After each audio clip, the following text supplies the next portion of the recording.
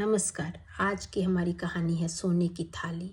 अगर आप किसी भी चीज़ का समय पर उपयोग नहीं करते हैं तो उसकी मूल्य जीरो हो जाती है, चाहे वो कितना भी बहुमूल्य वस्तु क्यों ना हो। ये कहानी एक ऐसे ही वृद्ध इंसान की है जिसके पास एक सोने की थाली हुआ करती थी। उस थाली के बारे में किसी को भी पता नहीं था सिवाय उसकी पत्नी के, और पत्नी इस दुनिया में नहीं थी। तो वो उस थाली को एक बक्से में कपड़ों के नीचे रखा करता था। वो बहुत अमीर नहीं था, अगर चाहता तो उसे वो बेच सकता था, लेकिन उसका वो सोचना था कि नहीं, किसी बहुमूल्य चीज़ में बहुत अच्छे व्यक्तित्व वाले व्यक्ति को ही खाना चाहिए। इसलिए वो स्वयं भी उसमें भोजन नहीं करता था। तो उसे एक दिन कोई महात्मा उसके द्वार पे आए भोजन मांगने के लिए।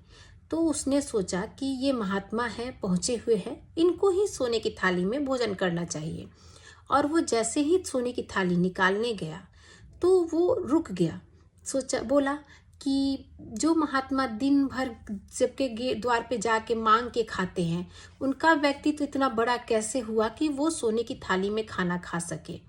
और उसने ये सोचकर उन्हें साधारण थाली में ही खाना खिलाया और खाना खिला के भेज दिया। ऐसे ही दिन बीतते गया और गांव में एक दिन राजा का मंत्री कुछ संवाद लेके आया और उसे गांव तक पहुंचाने में उसे रात हो गई। चूंकि ये गांव के प्रतिष्ठित व्यक्ति थे, इसलिए मंत्री को इनके ही घर पे ठहराया गया। जब मंत्री ठहरा तो इनको बुजुर्ग व्यक्ति को लगा कि मंत्री को ही सोने की थाली में खाना खाना चाहिए, इसका व्यक्तित्व अच्छा है, यही उस लायक है, सोने की थाली में खाने के लायक है। लेकिन जैसे ही वो सोने की थाली निकालने पहुंचे तो उनके दिमाग में आया कि मंत्री को क्यों खाना खिलाऊं मैं।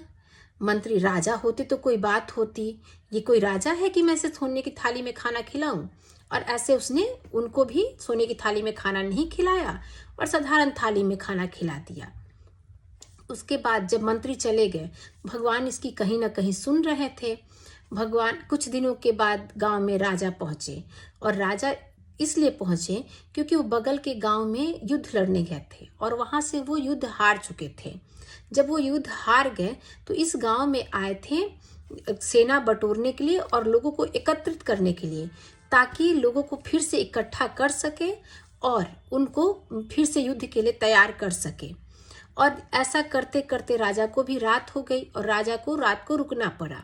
तो जब रुकना पड़ा तो लोगों ने फिर उस बुजुर्ग व्यक्ति के यहाँ ही रुकाया, उनको ठहराया और रात हुई, खाने के लिए भोजन परोसने लगा लोग सब। तब बुजुर्ग व्यक्ति ने सोचा कि हाँ, राजा को तो मैंने सोचा था, तो क्यों ना मैं राजा को ही सोने की थाली में खाना खिला दूँ। लेकिन जैसे ही बुजुर्ग व्यक्ति सोने की थाली निकालने गए, फिर उनके दिमाग में आया। उन्होंने बक्से के दरवाजे को खोला और जैसे थाली हाथ में उठाई तो सोचा कि अरे, राजा कोई अब राजा थोड़ी ना है, अब तो वो युद्ध हार के आए हैं, वो तो हमारी तरह साधारण व्यक्ति हैं। तो किसी साधारण व्यक्ति को मैं बहुमूल्य थाली में क्यों खाना खिलाऊं? ये उसके लायक नहीं है कि उनको बहुमूल्य थाली में खाना खिलाया जाए।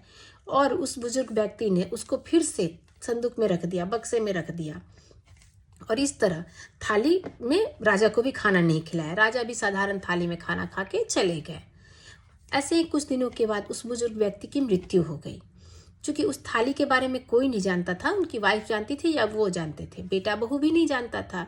तो जब उनके बक्से खोले गए तो वो थाली रखी रखी पुरानी काली हो गई। तो काली हो गई तो बेटे और बहू तो जानते नहीं थे कि वो सोने की थाली है। तो बेटे ने कहा कि पता नहीं बाबूजी क्या क्या रखते हैं, एक थाली काली सी रखे हैं छुपा के।